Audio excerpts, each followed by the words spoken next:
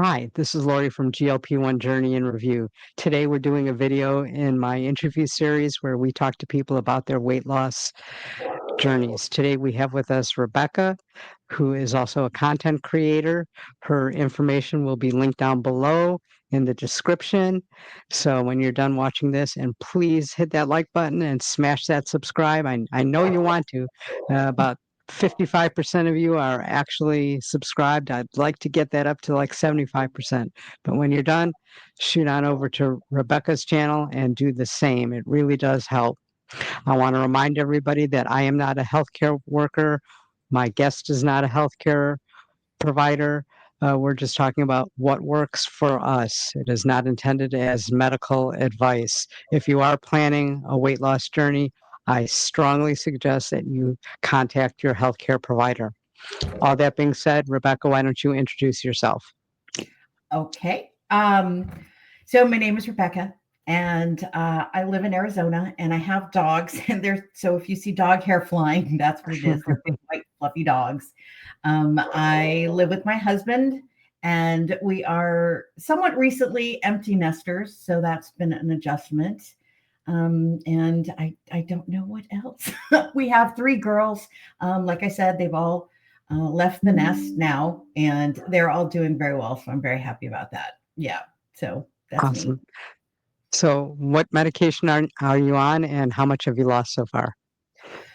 I started ZepBound in June on the 24th. So it's been about, I think I've completed 16 weeks and I've lost right about 35 pounds.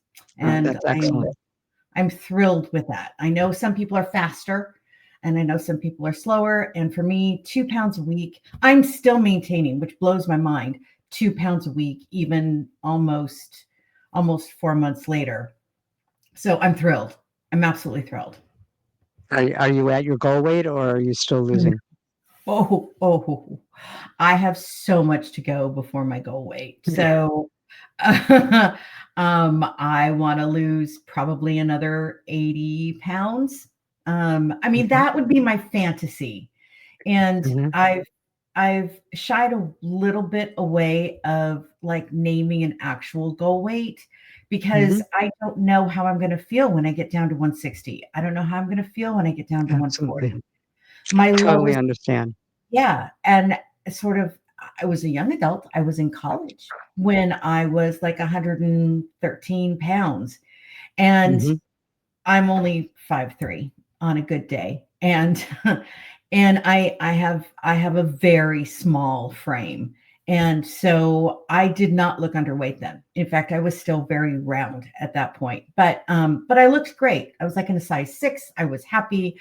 I did, I was doing all kinds of things like physically, like biking and doing whatever. And so that's a fantasy for me. Mhm. I understand that's probably not where I'm actually going to feel comfortable again. So it just depends. So, sorry, just lost my train of thought there for a second. So, All right. so why did you choose ZepBound versus Wegovy? Well, it wasn't my choice, actually. I had been trying to get on Wegovy. So in 2024, I had I had a friend that had been on, I knew, a GLP-1 medication. It was working very well for her. She was a type 2 diabetic. And then I came to understand that these GLP-1 medications, and I did not know a lot about them, but were also being used just for weight loss because I Mhm. was not yet a type 2 diabetic. And so I looked on my insurance, and my insurance said Wegovy, and that was a name that I knew. Eh, Not that I liked it or didn't like it. It was just a name that I knew. And Mhm. so the first doctor I went to, I said, could I try this? And she said, yes. I don't see why not. She said, but let's do your blood work first. And I thought that was a great idea. I still do, even though it postponed it a year. I still think that was a great idea. Got my blood work done, and you have a baseline, right? And by the time I got back to her, she had left the practice. And then by the time I got around to setting another appointment, that set an appointment with that doctor, she was on board, but my insurance was going to change. And I said, I need to wait until the insurance changes to find out if it is Mhm. covered. She said, not a problem. So by the time that all happened, went back, she was on maternity leave. I won't even tell you about the third doctor that was horrified that I would want to go on a GLP-1 medication. Started telling me how horrible the side effects were and that I would have to be on it for the rest of my life. We'll skip that. But eventually I got another doctor, and after all of that, I was very hesitant, but I'm like, you know what? I've got nothing to lose. And I said, I've looked, and my insurance covers Wegovy and ZepBound. And she's like, immediately, she's like, you want ZepBound. And I'm like, whoa. I'm like, okay. And she said she had several patients on it that were doing very well. She did tell me that the side effects were less for most people. Not everyone's the same, right? Mhm. The side effects were less, and people were having more success on ZepBound, generally speaking. And so she put me on ZepBound. And so that's how it was chosen for me. I would not have known the difference, honestly, at that point. Now I do, but I didn't then. And you Yeah. mentioned that while you were in college, you weighed 113, was it? Yeah, I think I bounced around. Sometimes it was 113, sometimes it was 115, sometimes Okay. it bounced So when around. did you become overweight? Um, after I got a car, because I had been biking and doing all kinds of stuff, and then you become an adult, and then you're making dinner every night, and you're doing all kinds of stuff. And I got married, and I had a baby, and my weight just kept creeping up, and I think I was okay with it. I didn't identify myself with my body size too much. It was more about what I was doing or what I was capable of. So it didn't bother me, but I probably hovered around 175, 180 for most of my adult life. Um, and then I guess after I had my second child, well, when I was getting pregnant with my second child, I discovered I had insulin resistant PCOS. Mhm. And so it took a little bit more to get pregnant that time. And I didn't understand, I think, the long-term effects of that kind of insulin resistance. I knew it affected me getting pregnant, but we had achieved that, so I was happy. Um, but then I went off the metformin, and because you don't take that while you're pregnant anyway, Mhm. and I never went back on. And slowly after that, my weight just kept creeping up, and I got up to probably a close to 240, I would say, about 11 years ago, 11, 12 years ago. And I said, I've got to do something. And so I changed my whole life. I started doing a protein shake in the morning, and I started what we used to call then intermittent fasting, Mhm. but it would be for a whole day. Now they call intermittent fasting like a fasting window. This Mhm. would be for a whole day, and and got rid of the added sugars and got rid of the candy in the house, and really buckled down, and I lost like 60, 65 pounds during that. And I felt great. And it was awesome. But I was white knuckling it through that. I Mhm. remember even when I was eating more calories then, because it was such a struggle. I remember going to the refrigerator, like, because I've got to make dinner, and I would open it up and I would see this food, and it would be like, I want to eat all of it. Or I'd have to go in the pantry to put something away, and I just wanted to grab like a whole sleeve of crackers and just eat them all. And it was a struggle. It wasn't horrific because I do think there's something to um, cutting out the super simple carbs and Mhm. the sugars, and eating whole grains and eating protein first. That does help with hunger. But even following that kind of an eating plan, um, I know now I understand my insulin resistance wasn't cured. Probably improved, but it wasn't cured. And so eventually, I gained the weight back, and then I got up to 249, and that's when I started ZepBound. Did you have an aha moment, or was this just building up, or? I think it was a slow build up because what I didn't mention, I'm trying not to talk too much.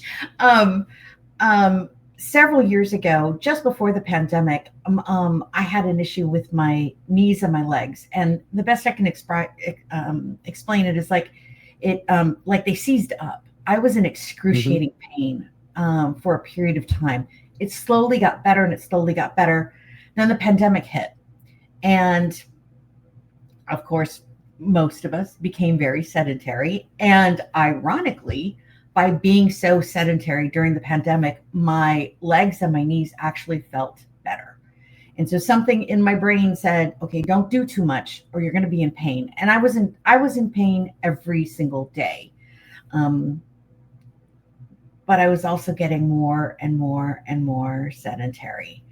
And I was getting to the point where it wasn't just about the weight, it was the fact that I wasn't physically active at all. I mean, a good day for steps for me, because I had a watch and I had my phone, right, would be maybe 1,000 steps a day. I was spending so much time sitting down because I was afraid to be in pain or I was in pain that I know this is going to sound really weird, and I've never told anybody this. I almost felt like my body was going to start shutting down because I wasn't doing anything. And in fact, I wasn't even gaining weight. Those last 3 years at least, I didn't gain any weight. I was wearing the exact same clothes for at least 3 years. Same jean shorts, same jeans, and so even through being sedentary, I wasn't gaining weight, but I was just uncomfortable. And I didn't like the way I looked in pictures at that weight. And I didn't like the fact that when I would, bend over to adjust a strap on my shoe, I felt like I was going to pass out because I couldn't breathe. I think it was just this, no, blah, blah. Sorry, this accumulation of Mhm. this is not good, and this is not good, and this is not good. And then it just gets to the point where it's like, I've got to do something, or I'm not going to live to see my grandchildren grow up. I mean, that's really what I was thinking. So Yeah. you said you had your blood work first. Was it normal? Do you have high cholesterol? Any problems with it? Cholesterol. Yeah, the cholesterol was high. My A1C was still in the normal range, and I don't remember the exact number. So it was like 5.4, 5.5. I can't remember. It was like just below going into pre-diabetic. Hmm. And so I know on the same trajectory, I was going to end up with type 2 diabetes. It was just like a foregone conclusion. So I'm lucky that this happened now. Everything else was pretty normal. My vitamin D was really low. And I think that was part of that feeling like something is really wrong with my body, was that my vitamin D was exceptionally low. So I have taken care of that. Started on supplements. My B12 was also low.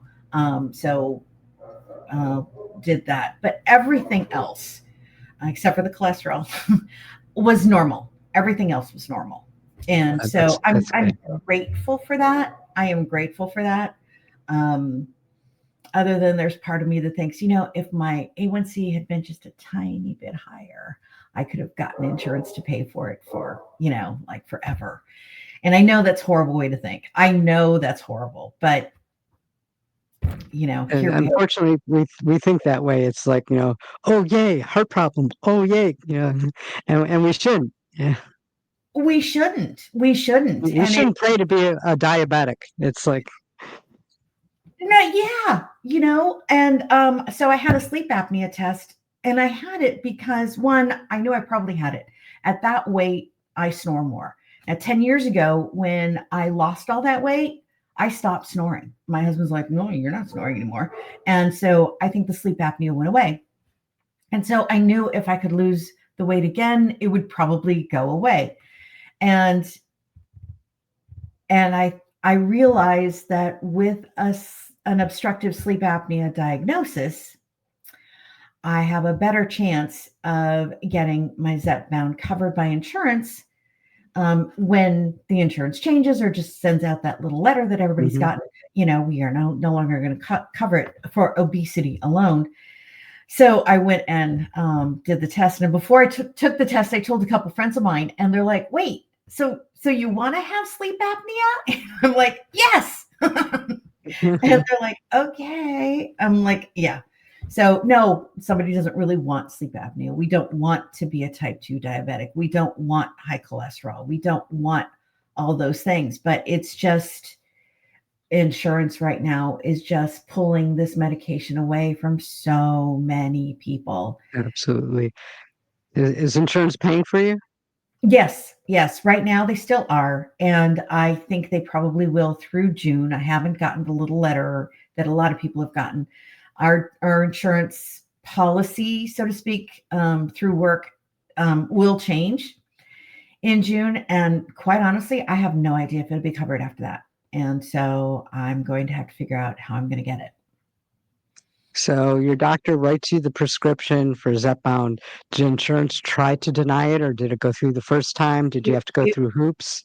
it went through the first time. And quite honestly, I think um, so that appointment, she was on her little laptop, and Hmm. she sent it in, and she said, "Listen, this is going to take 2 weeks." She says it's going to go back and forth, and I didn't know what she meant by that. She says it's going to go back and forth, and she says it's going to take 2 weeks for you to get it, but don't worry about it. And I never questioned it. I never received a denial, and normally the insurance company, if you get a denial, even if it's later approved, they will send you that like an EOB Hmm. type statement. I never got one of those. I get the feeling because she had other patients on ZepBound, she knew how to get the prior authorization taken care of like the first time. So that's an additional reason why I suggest people shop around for a doctor. Hmm. Find out if this doctor that you want to go to has other patients on Wegovy or ZepBound, or I would say even if your insurance isn't going to cover it, still talk to your doctor, right? And is your doctor also treating patients who are getting compounded tirzepatide or semaglutide, right? So you just want a really good relationship with a provider, and especially I think for a prior authorization for insurance, because I think that's what helped. It certainly does, but it's very hard to find a healthcare provider that knows a lot and knows the ins and outs of the insurance, and that will actually have somebody in their office spend that amount of time because they're paying them for that. Yes. Yes, yes, it is very difficult. I don't mean to say that it was easy at all. In fact, in the year that it took me to get on a GLP-1 medication, it was the fourth doctor that I Hmm. had before she was the absolute right fit by knowing how to do the prior authorization, having previous patients, and being as excited for me to be on this medication as I was. She looked at me and she said, "Rebecca, you're 60 years old." She says, "You're not on any kind of medication, meaning for high blood pressure or cholesterol yet or whatever." And she said, "Let's keep it that way." And that was the fourth doctor I saw. Yeah. Hmm. So it's not easy. And I would tell people, if you know somebody who's on a GLP-1 medication and they're doing it through and they have a relationship with their doctor, ask them.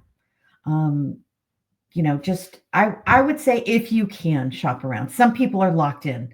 Some people Hmm. have an insurance group through their insurance or whatever, and they are locked in. And I understand some people are locked in and they don't necessarily get to see the same doctor every single time they make an appointment because of how their insurance works.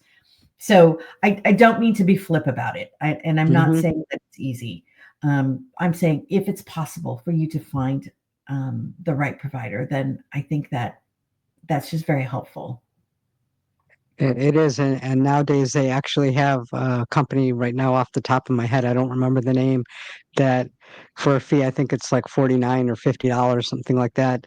That will actually work on the approval, and they're used to it. And they'll usually, like if you've gotten denied, you could send them all the information, and they try to get it through and one-time fee and.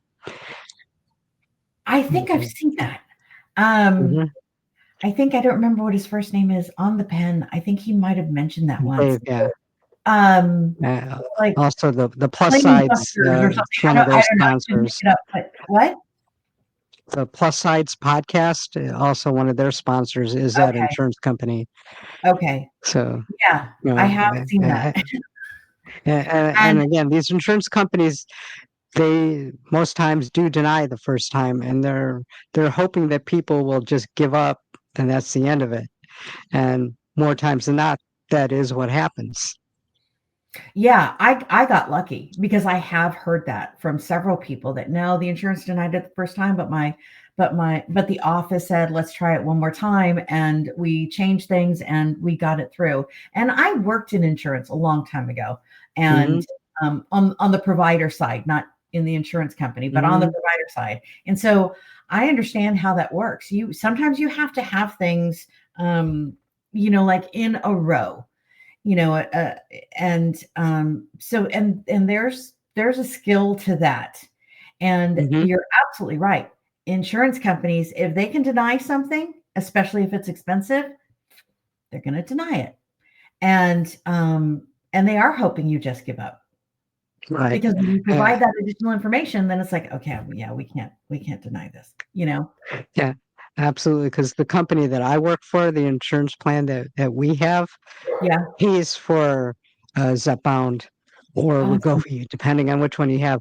Only I don't have that insurance because I'm on Medicare, and then Uh, I'm thinking, well, gee, Medicare, it's against the law for them to pay for weight loss yeah. medication. But anyhow, I'm thinking, well, maybe I should join our companies and drop the Medicare. And I'm thinking, well, it's pretty much going to be the same price because Yeah. what I would pay them in premiums is Yeah. basically what the medication's costing me now because I Oh, get compounded, so I don't pay quite as much. okay. Okay. Yeah. Yeah, I know. I'm looking at that down the road. I don't know if I'm ever going to come off this. I don't know if I'm going to be on this for the Hmm. rest of my life, but the idea that it might not be available to me is kind of scary. Hmm. And someday I'm going to be on Medicare, and I mean, I hope by the time I get there, I will have reached what I feel is a goal weight, and I can, drop it down and maybe, do what, maybe every other week on maintenance or something like that. So, Hmm. but I don't know that I want it ever to be gone, and I know it will go away once I'm on Medicare Hmm. because they can't. And so I'm keeping my fingers crossed. There's a bill in Congress. Hmm. With If Congress they not ever get back intention, to work. it's gonna sit. Yeah, they gotta get back to work because we want our ZepBound on Medicare. But there is a bill there sitting there, and Yeah, so I hope in the next few years it happens because my understanding it was originally like 20 years ago or more when they uh, wrote that yeah, law. It yeah, was because the weight loss medications were basically a type of speed, and they didn't yes, want to give these 80-year-old and 90-year-old people yeah, speed because yes, that's dangerous in itself. yes. So they just kind of outlawed it. Yeah, yeah, yeah, exactly. And so at the time it made sense because that's all that, the weight loss medical community had to work with. And it worked Right. for a lot of people, but it had some very dangerous downsides for a lot of people. Hmm. I did fen years Hmm. ago, and I discovered um, I was getting some weird cramps in my neck. And that scared me. And I'm like, Hmm. no, I thought this is going to give me a heart attack. And I'm not saying that for everybody, what are they called? Not amphetamines, but Okay, never mind. Yeah. But that type of medication works for This some type of people. speed, basically. Yeah, it's basically speed. Yeah. Um, okay, I won't go there. Get stuff done, though. Maybe in For God's college, sake. yeah. Yeah. Yeah. Okay. All right. But for some people, it's It's like, going I to work. didn't inhale, really. Yeah. Yeah. Okay. We're on the same page, Lori. um, but that aside, it does work for some people, and that's fine. But it is really dangerous for some people. But the GLP-1 medications are turning out to be study after study after study. Is coming out that these medications are probably good for us. In addition to Mhm, that, and I kind of feel sorry for the people that aren't obese. It's like, oh, mhm. sorry, you don't get this thing that helps people in end stage renal failure. You don't get this thing that is showing cardiovascular benefits. You're not and it's kind of like wanting sleep apnea to get it covered by Right. insurance. Have you noticed that a lot of these new studies, especially on the newer medications that are on the horizon, are coming, out for like how it affects liver disease, how it's, sleep apnea, how it Yeah, affects heart disease, yeah, and so forth. yeah, And I'm sure it's strictly for insurance reasons because they're going to say, oh, yes. we didn't develop it for weight loss. That's just a side effect. Yeah. Right, right. And if you think about it, it kind of is. Um, Hmm. because originally these medications were for diabetics because Hmm. it regulates your glucose, it regulates your insulin, it reduces insulin sensitivity. And so they were for diabetics. The side effect is that people lose weight. And now we're finding out so many other things. And you're exactly right. You're exactly right. Every single study, it seems, that comes out, there's a benefit. And I've heard people try to, like the naysayers, say something like, well, of course, you lose weight and, everything's going to get better. No, these studies are showing that there's a benefit beyond the weight loss. And, Hmm. I feel just for the inflammation. Um, so I had talked about my knee pain, right? And 2 weeks into taking ZepBound, my knee pain went away. I had That's been dealing great. with it for 8 years. I had been taking anti-inflammatories for 8 years to alleviate, and sure, it would mitigate the pain. Never took it away, never. But and at that point, I had only lost 5 pounds. So you're Hmm. not going to tell me that at 244 pounds, that was suddenly the miraculous weight drop that had the knee pain go away. No, it was the inflammation from the ZepBound that finally got, deep into my knees. And I haven't been in pain since. Right, well, I don't know how you feel, but I feel that the GLP-1s are one of the few medications that actually treat the problem rather than the symptom. Because, like you said, you took anti-inflammatories, the pain was mitigated, but it didn't solve the problem. The Right. GLP-1s actually solve the problem. Yeah. Then, obviously, without the problem, you're not going to have the effects. Right. Right. And I think for some of us, and I think some of us are holding on to our weight for many different reasons. Hmm. And for none of us who are overweight or obese, it's not even just one reason, right? It's going to be a combination of reasons probably. And there is such a physical component to that society and even the medical community didn't acknowledge. And because maybe it was just a big question mark. But when you're living with that soup of insulin and glucose in your body, and what your body does with fat and to fat is just very different from somebody that doesn't have those issues. And Hmm. and that's exactly what this is. This is something that takes care of that issue. Yes, it takes care of other issues too, but it's exactly what you said. it's getting to the root of the problem, which probably wasn't our willpower to No, begin with, right? absolutely not. Yeah. And that I've heard from people who've been to these obesity conferences that doctors are now saying that people used to think that overeating caused obesity. Well, now the thought is that obesity causes overeating. Yeah. I believe that now. Hmm. I believe that now. And I was a victim of this type of mentality my whole life. Every time I would gain weight, I was like, okay, I've got to work harder. I've got to work harder. And I would, and it didn't cure my problem. And I could lose a few pounds, sure. Off and on my whole life, I've lost 30 pounds and then I've gained it back, and then I lost Hmm. 20 pounds and then I gained it back. So yeah, I can buckle down, but it's not sustainable. It's not Right. just not sustainable, and that's the problem because it's So addictive. how has this medication changed your relationship with food? Oh, I'm still getting used to it. I know I'm Hmm. 3 months in, almost 4 months in, and I'm still getting used to that. Um, it, So let me rephrase. How is it changing your relationship with food? yeah, I'm still getting used to that. It Food doesn't have the evil power that it did before. Now, I never thought of food as evil, so maybe I shouldn't say it that way. Right. The power, that you feel when you feel like you can't eat something and you're going to stay strong, right? And do something like that. I don't have that.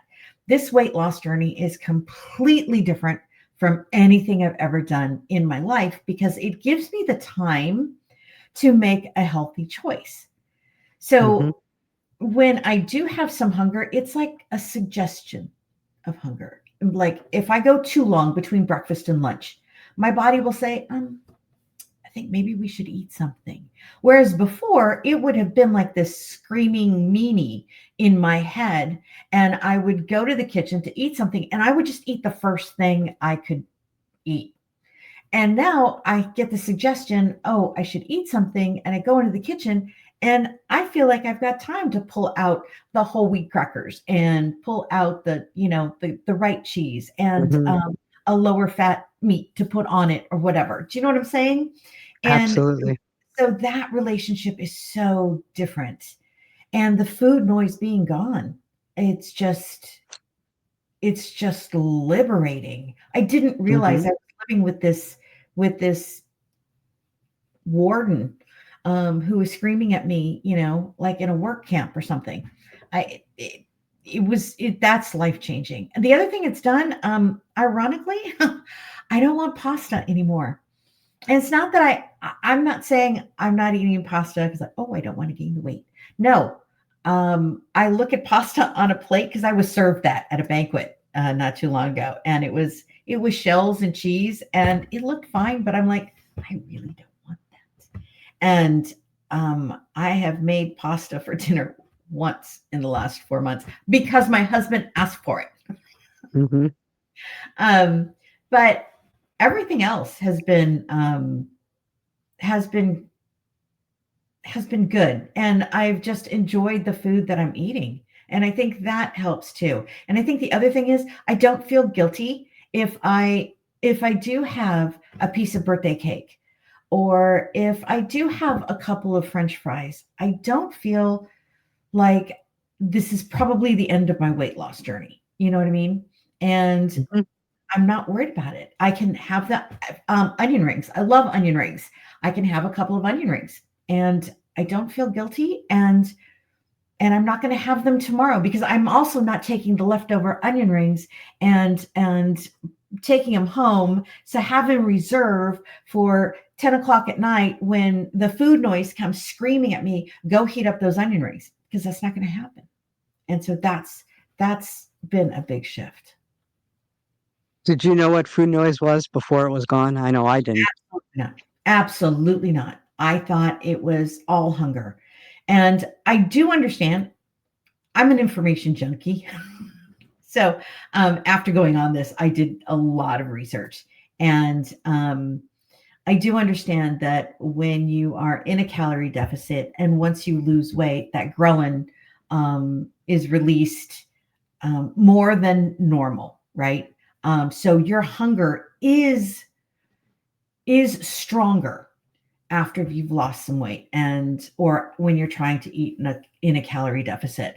So before I just blamed it on lack of willpower. And what I was also having with that intense hunger was this little voice would start inside of my head that would be like, oh, there's cheesecake in the refrigerator. And I would ignore it. Like, I don't need cheesecake. I'm okay. And then it would be like, there's cheesecake in the refrigerator. And it would get louder and louder and more insistent until I finally got up and went and ate a piece of cheesecake. And it didn't matter what it was, right? Sometimes it's popcorn, sometimes it's chips, sometimes it's whatever. But I would have these thoughts like, oh, go eat something, and I'm very, very lucky in that 24 hours after I took the shot, I realized my food noise was gone. And that's when I could identify what it was. Absolutely. So 2 questions here. What dose are you on, and did you have any side effects? Yeah.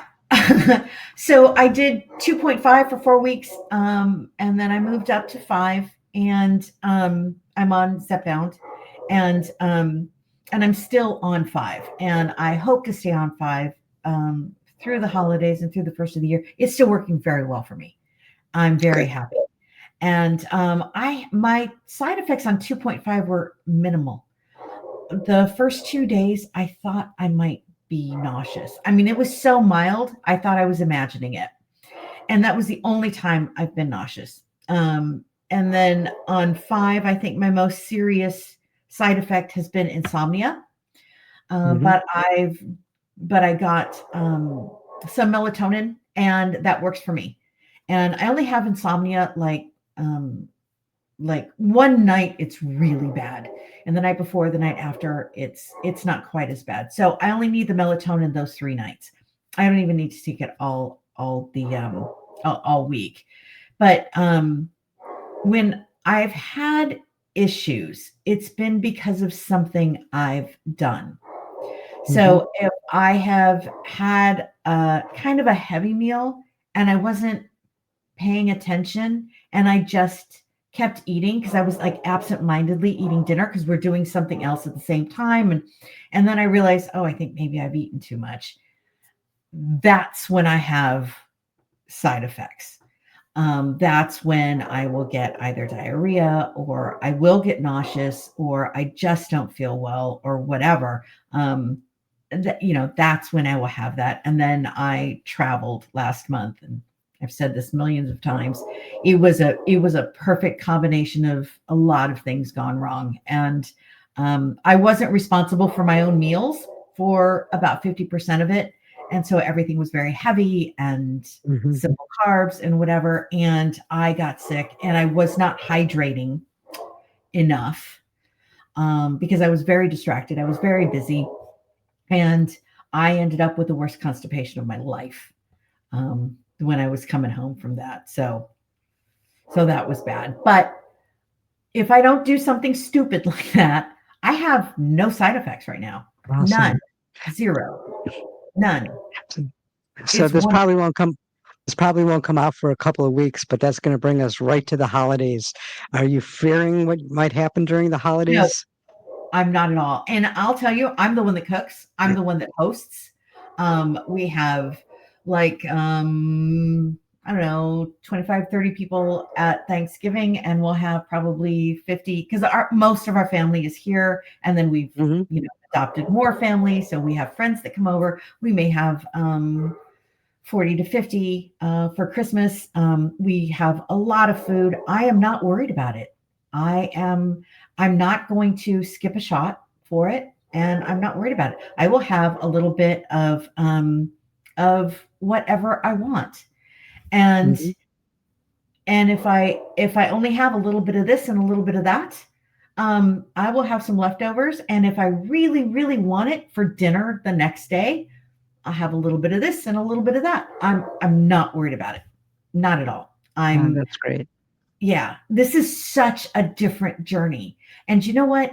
I anticipate for Thanksgiving, I am going to eat more calories, right? Hmm. My daughter's a baker, and I bake things occasionally. So we're going to have fudge and cookies and cakes and all kinds of stuff. So I'm going to try a little bit, and I know that's going to put me way over what my calorie deficit is. If I don't lose weight, even if I gain a couple pounds the week of Thanksgiving, That's a win. I'm fine. But yeah, but Mhm. I'm not going to beat myself. I had Thanksgiving. I celebrated with my family. We had a great time. So what? You know what? The 2 pounds is going to come off. It's going to come off because this time I'm on ZepBound. Whereas before, it would have been a major setback. It would have been difficult to get back on track. This isn't going to be that way. Yep. Now, do your family and friends know that you're on ZepBound? Yes. Yes. I am a shout it from the rooftops type person now, which is why I have a channel, I think. Um, yes, actually my best friend, I have a bunch of best friends, but my very best friend, type 2 diabetic, went on Wegovy, not Wegovy, I'm sorry, Manjaro, about a year and a half ago, I think. And she's been very successful with it. It's been very good for her. Her A1C is way down, cholesterol's way down. All of her numbers are looking really good. And she's lost a lot of weight. She looks gorgeous right now. She looks absolutely gorgeous. And even though, she didn't go on it for aesthetic reasons, she did. She's just doing very well. And then obviously my husband knows. And he's been extremely supportive. He doesn't know what to do. He doesn't know what to say, but he's been in his own way very supportive. When I say, I just don't want to eat, he's like, okay, he just takes it. And I have told most of my family, and they're very supportive. So yeah, I'm I'm somebody who, I think if somebody said, well, why would you do that? I would start pulling up all the studies on my phone and saying, this is why I'm doing this. This is why I'm doing this. This is why I'm doing this. Read this study, and maybe some people know that about me. And so they're not going to say anything. I don't know. I So don't know. when would you say people started noticing your weight loss physically? Um, Well, I don't know. I that trip that I went on, I was only 20 pounds down. Only. I know 20 pounds is a big deal. But I was 20 Mhm. pounds down, so I wasn't small enough to like change clothes sizes, but everything fit me better. And nobody connected the way I looked with weight loss because it wasn't enough. Does that make sense? But a Mhm. lot of people told me, "Oh, you're looking so cute. Oh, you look really good."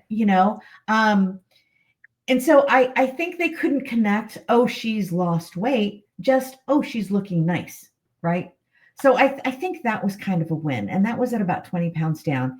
And then very recently, um, just around 30 pounds. Somebody saw me that hadn't seen me in in a couple of months or several months and said, "Wow." And that's when I'm like, "What?" I didn't know what she meant because that's all she said. She just went, "Wow." And I'm like, "What?" She's like, "What did you do with my friend?"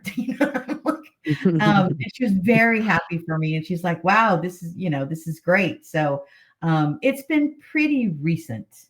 But it feels good. And I would tell people, if people don't comment, they may not know why you're looking good, right? And I think the other thing is that I think we've done a lot in the body positivity space, to try to say it's acceptable to be overweight. And so I think people are much more hesitant now than even 10 years ago to say, "Oh, I think you've lost weight. Oh, have you lost weight?" Is that making sense? Mhm. Absolutely. because So I've got have you changed clothes sizes? um Uh, I am just now at that part. And I've always said 30 pounds and beyond is where I have to drop sizes. And I was trying to get ready for a party a couple weeks ago, and I had two outfits picked out, and I put the first shirt on. And I know this one's a little bit low because this one's doing it too, but um, the V-neck came down below my bra. And I'm like, okay, no. And so I thought, well, I've got another shirt, and I got another shirt. And it was like the armpits looked like they were hanging. And I'm like, I have nothing to wear to a party. So I've just now hit that space. And my jean shorts are like falling off of me, but it's getting cooler. So it's like I don't want to go buy new shorts. So that's the space where I've just hit within the past couple of pounds. And so I don't know what I'm gonna do. Maybe I'll just wear a robe like for the next 6 months until I lose another 30 pounds, and then I'll buy some clothes because it's hard. How do you buy clothes when you're sure this time you're going to lose more, right? Right. Uh-huh. You know, Just buy a couple. Are yeah, you yeah, going to get rid of your old clothes, or like I know I still have some of my heavy clothes. I mean, I have to go through it. You know, I go through stages. I cleaned out a whole bunch of them, but I left some just in case. Then those did you? just in case I cleaned out again and just left just like three just in case. Well, now it's time for me to get rid of those three. I think that may be the way to do it, Lori, because I've been thinking about it. I have some pieces that I bought like off season and because they were kind of expensive, but I got them on sale and they were off season or they were on clearance or something like that. And I like those pieces and I'm not going to be able to wear them. But taking everything that I've been wearing for the past 4 years and putting it in a box and getting rid of it, I don't know. I don't know. So maybe It's that's the way tough. to do It's it. tough. It is tough. And as much as I say that I believe it's going to happen, um, I don't think I don't think that I have doubt that I'm going to get to a good place in my weight loss. That's not what's doubting me. Um, it's the maintenance Mhm. that kind of scares me. I'm going to have to, if I decide to drop down, um, the GLP-1, or if I increase my calories, or if it's completely taken away from me because I just can't afford it and it's not covered under my insurance, am I just going to end up at 249 pounds again anyway and regret having thrown it all away? So I think there's some of that, you know, um, Mhm. in there, but I'm going to work on it. But I think you've got a good method. Just do some of it at a time. Yeah, maybe I can do that. For, for me, I noticed like people weren't noticing. I'm like, come on, I've lost a lot of weight. And then I realized I'm still wearing these 3Xs where, now I'm wearing a small or a medium. Right, Of course, right, people aren't going to, right, I'm wearing these huge tents. Yeah. right, right, right. It wasn't Yeah, until I changed my clothes that people noticed.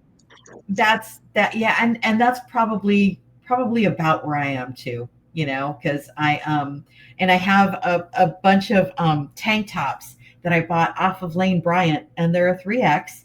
And I bought them because they were cheap, and I can wear them around the house. If I spill something on them, or the dogs snag them or something, I don't care, right? So I have like 8 of those actually, Hmm. and some of them are ratty, but a couple of them are like almost brand new. And I thought, I can't just run to the grocery store like this anymore because the arms are like way down. I'm exaggerating, but and then the V came way down. So I put a like a little cami top underneath, Hmm. little spaghetti strap cami top, and so it actually kind of looks cute. But I don't know how long I'm going to be able to get away with that because they're also, it's not just being baggy, but being 5'3", they're already a little long, and pretty soon they're going to hit my knees. So it'll be looking like, why are you wearing jeans with a dress? It's like, no, it's a tank top. Have you considered, you're worried about them taking it away. Have you considered compound as an alternative if they do I take it will. away? I will. I know it sounds like I always say protein is the new drug, but I kind of feel like tirzepatide is my drug of choice. Absolutely. And yeah, I will consider that. And like I said, I'm an information junkie. So before I do that, I'm going to have to research every single pharmacy that that everyone uses and try to right. figure out. I have a good provider. I Hmm. love my provider, and I told you she was number 4. Um, so I'm not worried about that aspect of continuing with my healthcare along this journey. But I'm going to research pharmacies and figure out which company uses which pharmacy and which ones I'm Hmm. comfortable with, Right. and in a price range that I can afford. Absolutely. And you don't have to get rid of your main doctor. You could just like use a telehealth strictly for that. And I Yeah. know that one of my providers, one was is still totally against compound, Um, which that's sorry, that's my choice because it's what I could afford. And mhm. others are, well, it's certainly better than not taking anything or keeping that weight on. Right. Right. Exactly. And that's how I feel. I mean, I would rather have name brand. I Hmm. honestly don't need it Everybody mixed would, with. Yeah. if it was affordable. Yeah. And I actually don't need it mixed with anything else. Some people Hmm. do, and that's fine. And of course I've heard horror stories, but I think that depends on the pharmacy you're using, right? Hmm. Right. Some really are legitimate. And yeah, I will consider it because that's how I feel. Like, There's some little tricks with them too, is because like, I first started, I was on 5 when I started with this telehealth company, and after 1 month, I bumped up to 7.5. After another oh, month, till I got to 15. Now, granted, I was oh, still taking wow. Every 7.5. 4 weeks? You went up every 4 weeks? Well, I did to the to the on to the telehealth. I told them I wanted to jump up, and they agreed because, I was still taking 7.5, but that way, one vial would last me 2 months as Oh, opposed to okay. 1 month. Okay. So, the price then was half, and Right. I'm still doing that. Yeah. Shh, don't tell anybody. So, Okay. so Yeah. so Yeah. there's some little pointers, that'll help make it cheaper. Like I know in the UK they have Monjaro, they don't have ZepBound, and Right. all of their pen are in one pen. So they Right. do, uh, when they click it to one dose, it's actually 60 clicks. So if they want to take a half a dose, they just count the clicks to 30, and they're taking half the dose, and the pen lasts them even longer. We Right. don't have that here unless we're getting compound and we could draw it up, or unless you're getting it from Lilly Direct where you could draw it up. But our pens, it's like that's it, that dose That's or it. forget it.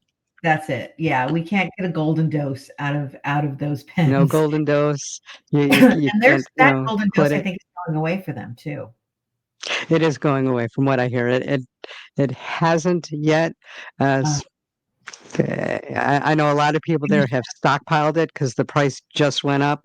So, yeah. they'll find out now as they're, because this just happened to them, I think in September. So most of them had enough for like 2 months or so. So Right. now this reorder is when they'll start noticing if they are or aren't. But the fact that it went up in the UK didn't really surprise me because back around 2020 when it was just starting out here, Eli Lilly was giving people coupons that if you had any type of insurance at all, you were basically paying $25. I And heard then that. after like 8 months or 9 months or so, they yanked it away, kind of Yeah. like, now we got you hooked on this stuff. Now you're Right. going to pay full price or even our coupon price, which is now 650. Right. Right. Yeah, I've heard about those golden days of $25. Hmm. I am lucky that my insurance is covering it for now, and as long as possible. But yeah, I do feel sorry for the people in the UK, for whom this has been a life-saving drug, and now all of a sudden they're paying out of pocket so much more, and it happens so suddenly. It Hmm. wasn't like, okay. in 2 years, you're going to have to figure something out. And I guess maybe that's too long of a time to wait. But yeah, I I think just they had 3 weeks is what they gave 3 weeks. them. That's crazy. And then like Eli Lilly made them like stop selling it because people were trying to stockpile it and actually were stockpiling it. And they're like, nope, can't have that. Don't make it available. All of a sudden the price increase went into effect. And that day, all of a sudden, all of them had it again. Wow. Wow. Yeah. Had it at the higher price, Right. Yeah. So, yeah, so we don't know what's going to happen. We don't know what's going to happen. And it's We don't know. sad. But the thing of it is there not that I know of, I don't think there's been any drug in history that has gone from a basic point of selling at 12.50 down to what is Lilly Direct has it like 500 or 599 I think it's has dropped 4.99. that much 499 so basically went from 1200 to 500 in a short time. You know, we have to take credit because, us as people have demanded it. And I think we have to keep demanding it because it's got to get to an affordable rate. Absolutely. Absolutely. Absolutely. Yeah, I hadn't thought of that. But you've got to be right. You've got to be right that that's the highest drop in the shortest amount of time for a drug. Mhm. I hadn't thought about that, but yeah, I mean, and I think if we can get it down to 250, that would be a win for most people. And what worries me about it is that we're going to go back to where, you know, being fit and healthy is for the affluent. Mhm. And that's just not fair when it's not because of what we've done, when it's not because of our lack of willpower. It's because of the way our brains work and it's the way our bodies work. And I don't want it to I'm afraid that within the next 2 years, like no insurance company is going to cover it. They're going to say, well, it's just too expensive. Go get it from a compound. You know what I mean? And while I don't have anything against compound, Mhm. I just think even compound for some people is too expensive. Mhm. And I feel this is a medical issue. It should be covered by our medical insurance. That's just, I guess, just a point. I don't know, but that's how Have I you feel. researched any of the new medications about to come out? Oh, I'm kind of excited about retatrutide. Mhm. um, I don't know when that's going to be out. That's going to be at least a year, at least a Mhm. year. I don't know where I will be in my weight loss. My thought is because it has three, as you know, ZepBound has two, the tirzepatide has two, um, and they're saying that it helps with fat burning. What do they call it? Fat oxidation. Um, Right, that's the glucagon in it. yeah, the glucagon, helps with that more. Um, and so I get the feeling for those of us who have like that last 20 pounds to lose, it might be a good thing. I also think that there are some people that well, we all know there are some non-responders. There's like Mhm. approximately 15% of the population who goes on GLP-1 medication right now are not a responder. And I'm wondering if with the addition of the glucagon and that peptide, if that would be what they need.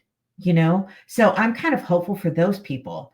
I know someone that may be a non-responder, and and I'm hoping that something further down the line is going to help her. Yeah, and then there's Do you think it's gonna be available to somebody like that or somebody who only has the 20 pounds to go? I mean, my gut no, feeling no, is no, that it's no, not even she's gonna be available till people that are above a BMI of 40. I think it's initially going to only be available to those of us who have already been on a GLP-1 journey with obesity. So, in other words, my BMI was like 42 something. So Mhm, that's what I'm working with. And it doesn't matter if I'm 160 pounds, I'm an obese person, right? I'm not carrying that much weight, but I still have the disease of obesity. So I think when I get to that point, if it's available, if my doctor says, yeah, let's try this, see how it goes. The person that I was speaking to, though, has is dealing with obesity, and Hmm. she was put on a GLP-1 for her obesity. And I'm hoping that something like retatrutide will help her, where these other drugs have not. Um, I think so many people are that just have 20 pounds to lose, um, aren't going to get it through an insurance for decades. I Hmm. think there may be some benefit for people, especially like women, perimenopause and postmenopause, and they gain that fat right around their middle, and we know that's the most dangerous, right? Hmm. And so having maybe a smaller dose of a GLP-1 type medication for them may be beneficial in a genuine health standpoint, not just aesthetically because they Hmm. want to be a bit slimmer. You know what I mean? Hmm. Um, so those are my thoughts on that. So I'm not I'm trying not to judge someone with the 20 extra pounds that feels like I need something to help me get it off.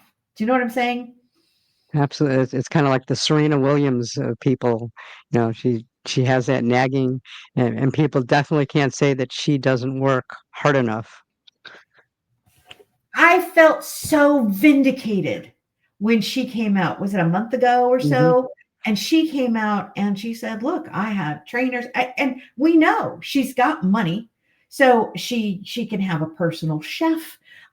She can be the person that doesn't even go into the grocery store. I'm okay. Hmm. I may be attributing more wealth to her than she actually has, but my guess is she probably doesn't have to cook her own meals. I think she even mentioned that she had like a personal chef. I'm sure she's Hmm. talked to nutritionists. You do as an athlete have trainers and nutritionists and whatever. And she still couldn't get to where she needed to be. And so I felt vindicated. It's not about working hard. It's not about, exercise more and eat less. No, Hmm. it's not. It's something else. And what are your thoughts on orforglipron? Because that hopefully will be out in the next like 6 months or so. And for Yeah, somebody like me on maintenance, I'm kind of looking forward to it because I don't really care if it's not quite as effective. And although I'm not afraid of the needles, and I don't mind jabbing myself, and I right. know the tirzepatide works, it's Yep. it's a lot easier just to pop it into your daily pill. Yes, and that those were like my exact thoughts. I know it's not people aren't using are losing quite as much in the same amount of time. Um, and I have often thought that that would be great for maintenance, because you know what, you can travel with a pill. That's Hmm. so much easier than taking vials that you've got to keep at a certain temperature, or a pen that you've got to keep at a certain temperature. And it is much easier, and you wouldn't forget it because I have heard of people on maintenance who are stretching their shots out. Maybe they're taking it Hmm. every 10 days or every 12 days. And then I'm also hearing people going, well, I was doing every 12 days, but I kept forgetting. But if it's just a pill you take in the morning, maybe with your multivitamin, you'll remember to do it. And Hmm. I kind of feel like the same way. If I get to a point where I am on maintenance and I can just pop a pill once a day with my daily vitamin and my vitamin D, that's just so much easier. And I also think that it's got to be less expensive. I don't know that it will be. Absolutely. They're talking about a price range of around 200 to 250, which is, a lot less. And I know it doesn't work as well, but if that's all people could afford, it's a long game. So, if you don't lose your weight in a year and it takes you a year and a half, this is a lifetime thing. So, like you don't have to be in a rush. If that's all you could afford, take it. I tell Exactly. people that all the time between Wegovy and ZepBound. Well, if Wegovy is all you could afford, take it. If you can't Yeah. afford that, there's Yeah. older medications that are now in Yeah. generic. Take what you can. See how Yeah. you could always change. Exactly. Exactly. You aren't locked into something for the rest of your life Hmm. at all. And if it doesn't work for you at all, you don't have to take it again. Or you can I think they call it peptide cycling. Hmm. If Wegovy doesn't work, then try a tirzepatide. If tirzepatide isn't quite working for you, later on, maybe we've got retatrutide. Maybe you can try that. Yeah, having a choice is phenomenal. And I suspect, and you can quote me on this later, but I suspect that when the Affordability comes out, because it will be less expensive, I get the feeling insurance companies will say, we're not going to Try cover that first. ZepBound. Yep, we're not going to cover ZepBound. We're not even going to cover Wegovy. If you're here just for obesity, you have to be on Affordability because that's the only thing that's affordable. I get the feeling that may happen. I don't know that that'll last forever, but that's my thought. Absolutely. So back to your journey. Uh, Oh, what does a day of food look like for you? I get up in the morning almost every morning, except the days I'm fasting, which is only one day a week. It's a 36-hour fast, only one day a week. And then I get up in the morning and I have my shake, my protein shake, and it's got vitamins and minerals. And I add a scoop of what's it called? Collagen in that. Hmm. And I also add a little bit of fiber and probiotics. So that's my morning lunch. Sometimes if I'm really busy, honestly, lunch is a protein bar. And but sometimes I like Triscuits and they're a whole wheat kind of cracker. And so I'll get some of that and the what's it called? Laughing Cow, I think. It comes in Hmm. the wedges. Yeah, Um, the little round. put that on there and maybe some tuna on top of that or some what do you call it, salmon, smoked salmon on that. Hmm. I mean that's a lunch. That's high protein. That's really filling now that I'm on a GLP-1. And then dinners are pretty much very similar, I would say, to what we ate before I was on ZepBound. I'm just eating less. And with the exception of the pasta, I'm not making pasta at all. And um, you know what? I'm not adding that carby side now that I think about it. So I will make, salmon and asparagus, and Hmm. I'm not doing the pastaroni to go with it. Does that make sense? Um, Absolutely. yeah. And so it's very similar to what we had before. I do a lot of salmon. I love salmon, and I've seen your salmon. I've seen your video with salmon. So we do a lot of salmon. I love my mushroom chicken, and that one I do eat with mashed potatoes because that's how it belongs together. Um, we do a burger maybe once a week, but I only eat half my hamburger. That's all I Hmm. can eat. I can only eat front door. Shh.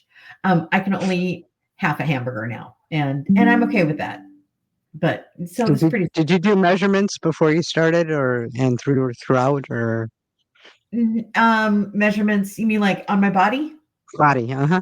Oh, I'm so bad at that because I swear when I go to measure my waist and then I go next time, I'm not sure it's in the same spot. And then the same thing with my arms. It's like, did I measure here or did I measure here? You know what I mean? So I took some measurements. I haven't taken them again. Okay, I maybe fair I enough. will. Do you weigh yourself daily, weekly? No. I weigh myself weekly and occasionally I check in midweek. I've had some things like the one time I really did get sick and because I lost like 6 pounds in a week, but I had been sick and I was sure it was because I was dehydrated. And so I continued to weigh myself throughout that following week because really I wanted the scale to go up. I wanted to Hmm. be rehydrating myself and it did. And so there are a couple times where things will happen and I will hop on, do maybe a midweek check, but the scale doesn't trigger me. I know it does Hmm. for some people. And I believe that diet PTSD, as I call it, is real. Some people It call it is. like our weight loss PTSD. Some people call it diet trauma.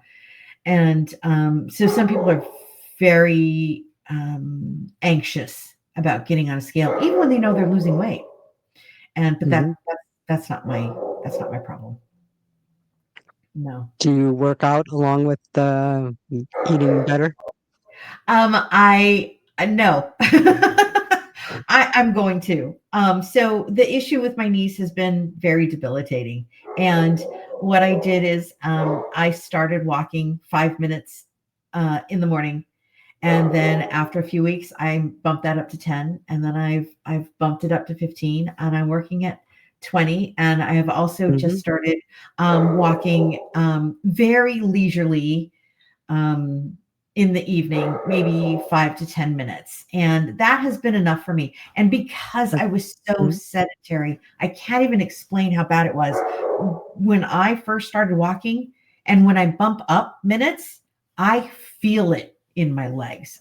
It feels like a workout in my legs. I have bought some little weights, so I'm going to start on my arms. I want to do some of that strength training, and then as I'm feeling stronger, then I'm going to go, I think, do a gym workout and get on the machines again. I did before my previous weight loss journeys. I was going to the gym 4 or 5 days a week. So I know how to do that. I'm not there yet. Okay. Are you worried about muscle loss or? Yes, which is why I do protein first. I'm taking collagen. I am walking as much as possible, and I can feel Mhm. those muscles developing. Oh, And that's why I good. did the little weights. It's not going to be perfect, and it's not going to be excellent, but I'm getting there because, like I said, some people are triggered by going on the scale, right? Because of weight loss trauma. Mine is injury. Almost every single time when I have lost weight, 20 pounds, 30 pounds, 40 pounds, I have gotten injured for something. Not, I didn't get injured working out, but I got injured because of something that happened Mhm. and I couldn't work out for like a month or a couple months, and the weight would just climb back on and climb back on during that time that I could not work out. So I have, I think, a fear of injury, not because of the pain, but because everything's going to come to a screeching halt. And Okay. so I am very slow and methodical with increasing my activity. And that's why. That's good to know. Could you tell us a little bit about your channel? Oh, sure. So it's called My GLP-1 Journey because when I originally, when I started taking GLP-1, I thought I need something more than just a number on a piece of paper. I need something more than just my previous weight. And I knew I wasn't good at measurements. And so I set up my phone and I just talked to myself, and it was kind of like, okay, here I am. And this is what we're doing. And then about 2 weeks later, I did another little video like that, and then did a third one. But by the time I did my third one, I was already talking to the camera like it was another person, not me, right? And then I was watching Nick on uh, GLP-1 Girl Code, right? Mhm. And she said one day, right about I love my Nick. yeah, I do too. And she lives in Arizona too, which I think is cool. And she said one day, she was telling her viewers, you need to do a YouTube channel. Mhm. And she said, I now, watched that video. did you? Yeah. And I'm like, Mhm. well, I think I'm already doing that. And so what I did is I took those and I had uploaded them to YouTube, but they were private. And I had called that channel. Look, more dog hair. I had called that channel My GLP-1 Journey because it was for me. It was my Mhm. GLP-1 journey. And so what I did is I put on some nice clothes, sort of, a nice shirt, and I did my makeup, and I brushed out my hair, and I redid the first two videos, and I uploaded them again, and I was still nervous about doing it. And I'm like, I don't know if I should do this. And then the following week, she did another video about, like, have you And I think started she your, did 3 or 4, yeah. yeah, she did a few of them. And so I saw the next one. I'm like, okay. And I got onto the thing and I went public and I'm like, and then it just started growing from there. And I think what's awesome is I've been getting comments and people being so supportive that I don't know, it does something for me. It feels The selfish. support's unbelievable. What? I'm sorry? The support that this GLP-1 community gives, it's unbelievable. It is. It's just we're like all in this giant boat together and we all get it. And we've all struggled. And some people have not struggled for some women, it happened during perimenopause. And so didn't struggle their whole life, but they have struggled for the last 5 Mhm. years, maybe 10 years. Some of us have struggled for decades and decades. But we all know that pain of being told that, oh, just move more and eat less, you'll be fine, and knowing that that's not the answer. And we are very supportive. I'm on a couple of Facebook groups, and those people with each other are very supportive. And the people in my comments have been incredibly supportive, and I'm incredibly grateful for every single person that comes on, leaves a comments, or just subscribes, because that tells me that Mhm. somebody wants to follow. They may not be ready or willing or want to share anything, but the fact that they subscribe means that they want to follow along, and that means a lot to me too. Mhm. Absolutely.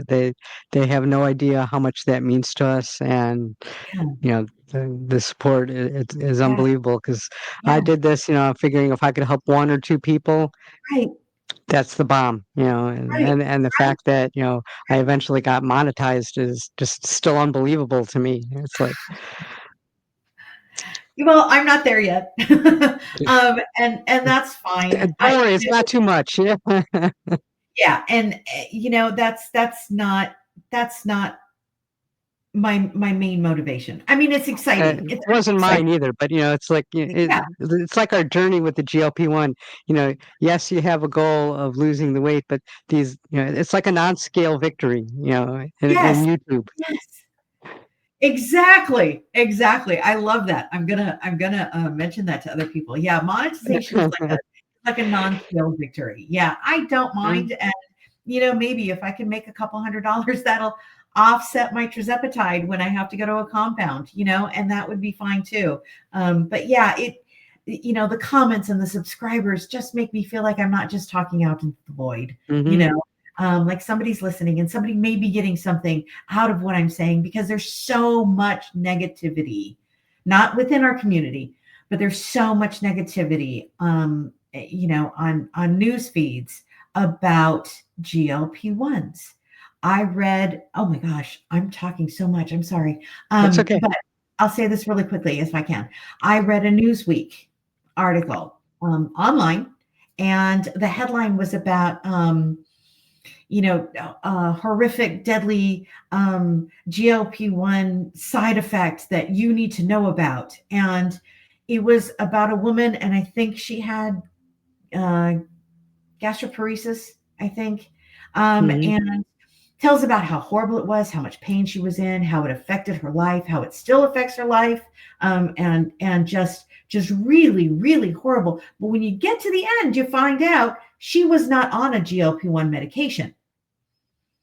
She got Clickbait. it she got it some other way. And but the idea is, well, but if you're on a GLP-1 medication, this could happen to you. And it's like, wow. I mean, talk about clickbait, talk Mhm. about setting up a straw man or something. This woman didn't even go on a GLP-1 medication, but you're using her story to scare people away from a medication that might change their lives. And I kind of feel like shame on you, you know? And Absolutely. so, And what we're doing is helping, because like we were talking about before, no other medication has dropped half in price in this short of a time. yeah, And, this is one way that we're advocating. And there yeah, are people watching, like, look at all these GLP-1 YouTube channels. yes, yes. Yes, and people are watching. People want information. People want information from real people, and they want information from doctors too. Don't get me wrong. Hmm. I'm assuming because I know there are nutritionists who are talking about GLP-1. I know there are some doctors who are talking about GLP-1, and they want that information too. But I think they really do want some of the real stories and some of the real experiences because there's so much garbage out there, and that's why your channel really is important because you're getting all these voices out there. Hmm. Look, this is what happened to this person, and this is how this person is dealing with these side effects, and look what a wonderful change has happened for this person, and I think it's important, and I think people need to hear the And truth. absolutely. And I think people have trust issues with their medical providers because they will come to you and me online for help before they reach out to their doctor. Yeah. And it's mainly a trust issue. Yeah, yeah, it's a trust issue. I am not a doctor and I don't even play one on TV. Hmm. And I mean, I have a lot of information, but that's not medical advice. Right. And I do think there is a lot of trust that's gone Because away how many over that. times have we been told to just eat less, work harder by our doctors? Yeah. Oh yeah. Oh yeah. One told me something different. The different was don't eat anything white. Don't eat white foods. Hmm. Like, okay, and I've heard that one too. that kind of made sense to a certain extent, because that is bread and pasta and And um, sugar. and sugar, right? But on a GLP-1, you don't. I haven't cut anything out, Hmm. and yes, I am moving more, but there's something else happening in my brain and in my body that is not covered by just eat less and move more. And that's just the bottom Have line. you noticed any foods taste differently since you've been on GLP-1? Taste differently, no, but I just now I feel like I'm developing a aversion to pasta. And that's so weird because I loved pasta. Um, that's the only thing. I do find I am enjoying salads more. Hmm. I We would eat a salad probably once a week for dinner before, and now I want them like 2 nights a week. I'm Hmm. just enjoying it more, even though I liked it before. And then salmon. I think we ate salmon before, but now we're making it maybe 2 nights a week, which for a lot of people that's too much. But I make it different ways, so it's not that I think I've developed. I don't think that my taste has changed against some foods as much as it's improved for other foods and healthier foods. And Uh-huh. I've heard that's not too uncommon. I had Dr. Dan. I don't know if you ever followed him, but he explained to me once that, just the way humans are built, you give them or you show them a plate of Thanksgiving dinner, or you show them a plate of, asparagus, cauliflower, and broccoli, you're going to naturally pick the Thanksgiving dinner. Right. Where GLP-1s are like, well, maybe I don't, if I'm going to have that, I don't need all that. Maybe I want that in just, one or two bites of, it changes the way that we think. Yeah. Yeah. It has definitely changed the way I see food, right? Not I understand the nutritional value. I understood it Hmm. 6 months ago. But how I see it and how appealing it is. Hmm. And And I think the other thing that's given me is, in addition to that appeal for healthier food, it's also given me the space and the time to prepare a healthy salad as opposed to just Hmm. grabbing a sleeve of crackers and eating that immediately, right? So I think for me, at least I feel like there's a double component there, which helps me because I Absolutely. don't get full, which I know is really weird because people talk about just eating a little bit and getting full. I've not gotten full on this, even when I've overeaten. Like I've discovered a couple hours later because I get sick. I've discovered, but what I will get is like a little voice in my head that says, "I think you're done," but I don't feel full, and I think that's weird. But I don't know why I got off on that tangent. I'm sorry. I mean, So we're talking about, I tend yeah. to wrap these up a little bit with asking people what they would tell somebody thinking about taking a GLP-1 medication. Um, I think if you are watching videos and you're getting this information, um, your desire is high, and I think that's enough to take that step. And I would say be patient once you start it. Be patient after you talk to your doctor. Um, be patient with yourself because not everybody has the exact same symptoms on the starter dose. Not everybody has the exact same hunger suppression or elimination of food noise. So be patient. You may have to go up to 5. You may have to go up, and then give yourself grace to get through the side effects. You might not have any side effects. There are people who have almost no side effects. Yeah, and I'm one of them. Or you might have side effects that you're going to have to learn how to deal with. Give yourself the grace to experiment options, working through those side effects. And then I would say enjoy the ride after that. It's fun. I like it. Absolutely. I'm happy. Uh, One quick question before we wrap this up. Sure. This is where my mind went blank earlier. So, I recently learned that 40% of people that get a prescription for a GLP-1 medication never even bother to fill it. Whether it be cost, whether it be an insurance, whether they just don't want it, whether it be fear of needle. What do you think causes that, and how do you think we could change that? I so 40% don't fill the prescription or don't. They just get the prescription and like it either sits on their counter, on their refrigerator, whatever they normally do, they're just not going to bother filling it. They're just like, nah, yeah. Yeah, I think a lot of it is fear. I think there may be some to cost though. People get a prescription and the doctor says, "Let's try to put this through," and then they get denied, and then they realize that if they go through Eli Lilly, it's $500 a month, and they just can't afford it. So chances are a lot of that is that, but I also think there's a lot of fear because I am every day I can go online and I can find what seems like a scare tactic against Hmm. GLP-1 medications, and I think that's so unfortunate.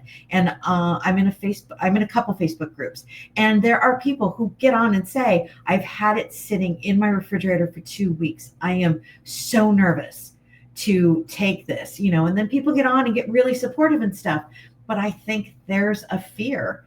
And I think that's really unfortunate because for those of us for whom this works and works well, this is life changing.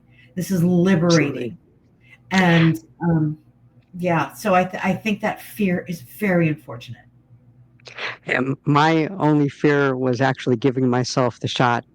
And like I'm a CT tech by living, so I give Yeah. IVs all day long. But Oh, you the do? fact of giving myself a shot, especially in the stomach, because that's where they tell you you probably should start, not start with the Right, arm or the leg. Usually, right, they tell you those are the right. places, but you should start. And I'm sitting there for like 5 minutes staring at this, like you could do this, you could do this, and then I did it, and it's like I was Yeah. afraid of that. Exactly, exactly. I was so excited that I wanted to start on a Tuesday anyway, and it finally came in. I could pick it up on a Tuesday afternoon. I took it like 3 hours later because I'm like, oh, I'm excited about it. And then I pull the thing off and I see the needle in the pen, and I'm like, okay. I hate shots. I hate shots. And I'm like, but I really want this. And so, it took a couple seconds, and then I did it and I didn't feel anything. And I thought, oh, I must have done it wrong. Nope, I did it right. And so after that, it was like, oh man, if I can't even feel it, what am I afraid of? Right. Hmm. So yeah, that's funny though. Yeah. I didn't realize you were doing that all day and then coming home and looking at your own needle and going, I can't do this. It's different when you're doing it to yourself. Yes. Oh, yeah, yeah, yeah. And that would have been harder too because you're doing a vial and I just had the pen.